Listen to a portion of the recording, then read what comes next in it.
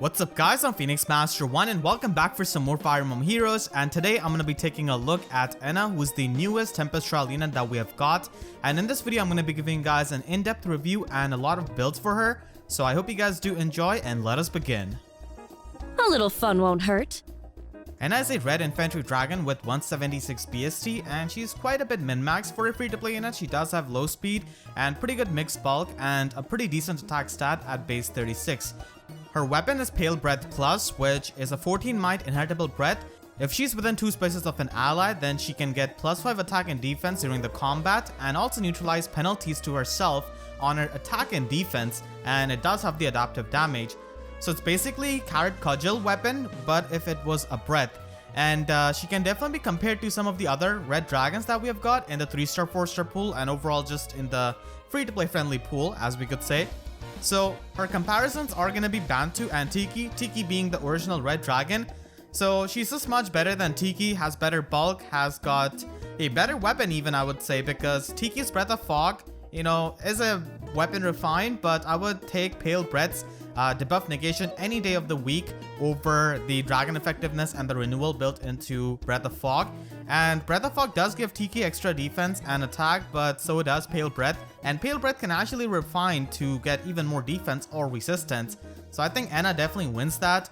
And even against Bantu, she does have more resistance clearly, but Bantu does have more speed, so if you want to have a speed stacking dragon, then he's probably the one to go, and he might get a weapon refine in like 1 or 2 years.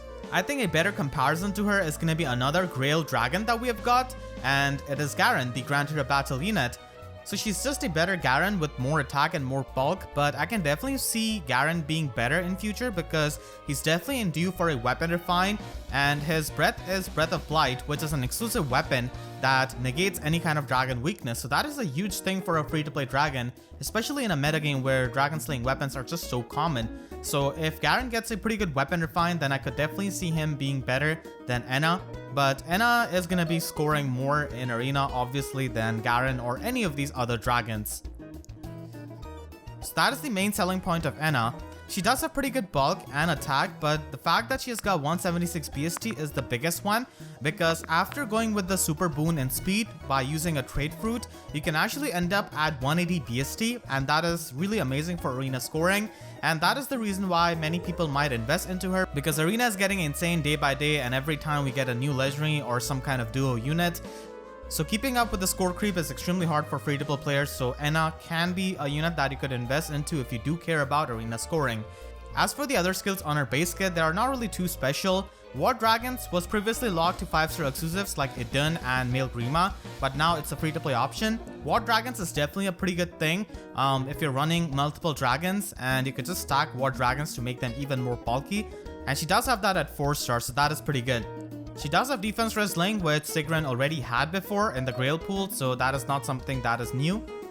So overall, Ena is a really cool dragon unit that we have got as a free-to-play unit, because she does have pretty good bulk and she can provide the BST for Arena scoring, and she also brings a new inheritable breath to the table in Pale Breath. And the last time we got a free-to-play inheritable breath was around Male Kana when he brought Water Breath. So that has been a long time, so Pale Breath is definitely a pretty amazing option that you could run on many dragons. Here are some options. Male Kana can definitely run this and just run a speedy build actually, and older dragons like Fae Gen 1 dragons can also run this and use something like Dragon's Ire for a high investment build. So overall, this is a pretty cool breath that many of the older dragons can use, and if you have built up these dragons, then this is definitely a weapon that you could just inherit on them and just use, because it's really amazing, and it's pretty easy to maintain its condition, which is keeping the unit near the ally. And usually these kinds of dragons are enemy phase units, so positioning isn't really all that hard, and debuff negation is a pretty fantastic and invaluable asset in today's metagame. Now let's take a look at some of the reasons why you may or may not want to invest into Ena with your Heroic Grails. Many people might want to invest into her just because of her cool outfit of a Jingyashi, and the fact that her dragon transformation has a cool little hat on top of her head. So that appears to be really cute, and she does have a really nice looking dragon model. But here are some reasons if you want to invest into her. As I said, the main selling point of Ena is that she is good for Arena scoring. Arena is a pretty competitive game mode when it comes to scoring, and BST scoring is everything there, and each and every point counts. So if you care about Arena scoring, then Ena is definitely a pretty good option that you could invest into. She's one of the few free-to-play options that we have got who can reach 180 BST, and I guess in future we might receive more of them. And her min-max stat spread makes her a pretty solid tank with good mixed bulk and good attack stat, so she can definitely act as a really good tank, and merges do help a lot with that. Ena really needs a trade fruit to reach 180 BST for Arena, and that too in her dumb stat, which is speed. So if she had some kind of other super boon like defense or attack, that would have been much better. So giving trade fruit to a unit just to score better in Arena, and that too in a stat that is not one of her best, might not sit well with a lot of people. Now, dragon effectiveness is always going to be annoying for any kind of dragons in this metagame, because dragon effective weapons are just so common in every single game mode, and it can definitely make an annoying job for Ena to successfully tank. And this is especially really true for Arena, because if you go into Arena, you're going to be facing Legendary Julia, Legendary Roy, Legendary Marth, and Legendary Chrom. An incredibly strong blue unit is also going to be making it annoying for her. And we might get more Legendary units who have dragon effective weapons, so that is going to be a big setback for Ena, and that is definitely going to be annoying if you do use her in Arena. The thing about investing into Ena for Arena is that she's extremely expensive grail wise, because she's a Tempest Trial unit. It is going to be taking you 2,700 grails to plus and merger. She's never really going to be getting a rerun like Grand Hero Battle units, and it's also expensive on your trade fruits. It's going to be taking 100 trade fruits, and she doesn't have a preferred weapon, so you will have to run a 300 SP slots skill to get the max Arena scoring. And Ena is probably never going to be getting a preferred weapon because she is a Tempest Trial unit, and a seasonal at that. No seasonal Tempest Trial unit has so far got a weapon refined, so that could be a bit annoying. So for a lot of players, Ena might not be a good investment because they might not just care about Arena that much.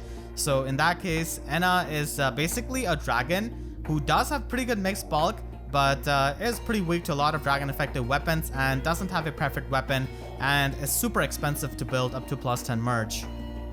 And even if you do care about Arena, we might get better 180 BST units who are just infantry, who might not have the dragon weakness and who might have a preferred weapon. A good example is probably someone like Itsuki. If we do get someone like him with higher BST who does have a preferred weapon and who can be a solid unit in Arena. So waiting it out would be good because we haven't got any kind of 180 BST unit so far who does have a preferred weapon, and that would definitely make it a bit easier. A trick! Prepare yourself! If you're going to be using Ena in Tempest Trial, which is going on right now, then she could be a pretty good bonus unit because she could deal with the final boss of Tempest Trial, which is Halloween Ena, pretty well compared to the other free-to-play options that we have got in Ninian and Male Robin. So she could be built up with a budget build like this, with just quick riposte, sturdy stance, or any kind of stance skill and a healing special. And Pale Breath could be refined to resistance so that she can have better bulk against mages. And you could of course run steady stance and quick riposte with attack smoke for a budget build. Attack smoke is going to be pretty nice for a tank like her. And if you want to invest a slightly bit more into her, then I would say that lightning breath is also a pretty good option as an alternative, because it allows her to attack at range, and you could just run a bond skill on slot A and have a stance sacred seal, so that could be done as well. Now let's talk about her main role, which is being an Arena scoring unit. So here are some of the builds which you could use for Ena in Arena, and you have to go for the super boon and speed with your trade fruits. That is extremely important to reach 180 BST. So the first build is utilizing lightning breath in case you do not have distant counter. So just any kind of tier 4 stance skill would be a pretty good thing on her. And if you don't have Dragon's Ire, then you could just run quick riposte, and any kind of 300 SP slotsy skill is going to be nice for scoring. If you want to invest a bit more into her, then Dragon's Ire is going to be a fantastic option along with distant counter. Dragon's Ire is going to be really good for just negating impact skills, and it is a better quick riposte, so that is going to be really good in Arena. And you could also run Blackfire Breath from Dagensia. Now this is a good option for Arena because everyone and their mom uses buffs in Arena, so this could be an option if you could have Ena away from her allies, be alone, so she could basically enjoy the lull attack resistance built into Blackfire Breath, and that could be really good along with the fact that she's got Dragon's Ire, and that could be a pretty strong option as well if you do have extra Dagensia. And because you're going for the plus speed IV, it's definitely possible to just speed stack on her with something like a speed boosting slot A skill. But overall, a lot of times Pale Breath is going to be a pretty decent option with distant counter or even Blackfire Breath. Some seasons are going to be really annoying for Ena, like Fire and Earth season. In Earth season, she's going to be facing non-stop Legendary Julias. And in Fire season, Legendary Roy is going to be pretty common along with some Legendary Marts. You could also use her in Ether Raid's offense actually if you do invest into her with plus 10 merges and a plus speed IV. Plus speed IV allows her to speed stack in Ether Raids, which is really good along with 1 peony and having speed red Zolo Sacred Seal. And Mila is to be used with her so that Mila can basically soak the debuff to her resistance, and she can also provide her with the Hone Dragon support, which is a Sacred Seal now. And that could definitely be a pretty amazing support along with Nurturing Breath and Flower of Joy, which Peony has got, so that can increase her speed even more. And the Null follow-up is going to be the thing which you need to beat Bramimon. And Light Season is definitely her home. In Astro Season, you're going to be facing Throssier every single match, so that could definitely be pretty annoying. And even in Light Season, you might have to run into some Cloud Mayogi daggers like Soth, Legault, and Chads, who will always run with that kind of build. So you will have to watch out for that, but in Ether Raid's offense, in the Light Season, she could definitely function decently well with Peony and Mila because of her mixed bulk, and with the Speed Super Boon, she could definitely speed stack. Now you could also run Fortress Defense Rest in her Stade because she doesn't really care about debuffs to her defense, so that could be working out. You could also run Bracing Stance 3 actually if you want to, but Fortress Defense Rest is also an option. And Dragon's Ire is such a strong option for any kind of slow tanky dragon. It's absolutely amazing. And if you're planning to invest into Ena heavily, then I would definitely suggest you to consider that. And you could also run a distant counter build and have Attack Defense Oath, which is going to be a good self-buffing skill. And you could utilize Heavy Blade with her because she can get extra attack from Pale Breath and also Attack Defense Oath. Now you might have noticed that I don't have any kind of Speed Super Boon here, and it's mainly for the reason that some people might not really care too much about Arena. So in that case, Neutral IV does work out for you, but you could also go with plus Resistance IV or even plus Attack IV if you don't really care about Arena scoring and just want to use her in other game modes. She's a pretty decent unit, nothing really too outstanding or nothing really too disappointing. She gets her job done, she does have a niche in Arena scoring, and she does have a pretty good stat line and brings a new breadth to the table. So I hope you guys did enjoy this review. Make sure to share this video with your friends who are thinking of building up Ena and are really excited for her. And I want to thank all of my YouTube members for their constant support, it really means a lot. And if you enjoyed, then please be sure to leave a like and a comment, helps me tremendously. And be sure to subscribe and hit the notification bell, because I wish YouTube sub boxes worked the same amount of times we have got a dragon slaying weapon in the game. So with that said, I'll see you guys next time. Thank you so much for watching and have a great day.